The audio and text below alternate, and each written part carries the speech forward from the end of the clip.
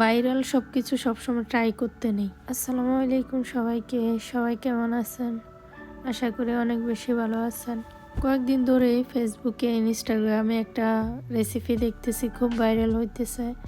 তো ভাবলাম ট্রাই করি আইস ওয়াটারমেলন। তো আমি প্রথমে রেসিপিটা ডেকোরেশনের জন্য নিয়েছি একটা কাপের উপরে সাইডে ভালোভাবে লেবু দিয়ে আমি ভিজিয়ে চিনিতে কোট করে নিয়েছি। এখন আমি কাপটা এক সাইডে রেখে দেবো।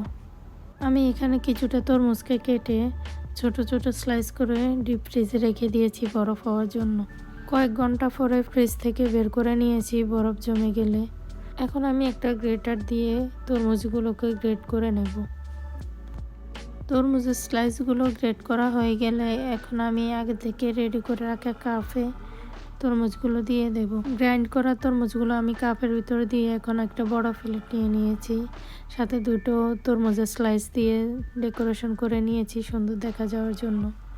সাথে দিয়ে দিয়েছি সামান্য একটু লেবু এবং কিছুটা 7 আপ। আমি দেখেছি অনেকে কনডেন্স মিল্ক দিয়েছে, আমি এখানে কনডেন্স মিল্ক দিইনি। এটা খেতে এত বেশি টেস্টলেস, এটার কোনো স্বাদ নাই। তরমুজগুলো ফ্রিজে রাখার কারণে এগুলো একদম ফানসে হয়ে গিয়েছে।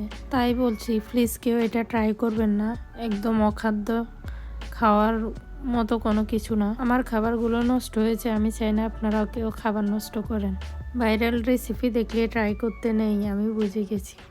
তো আজকের রেসিপি এ পর্যন্তই। সবাই ভালো থাকবেন, আল্লাহ হাফেজ। আর কেউ এই রেসিপি ট্রাই করবেন না।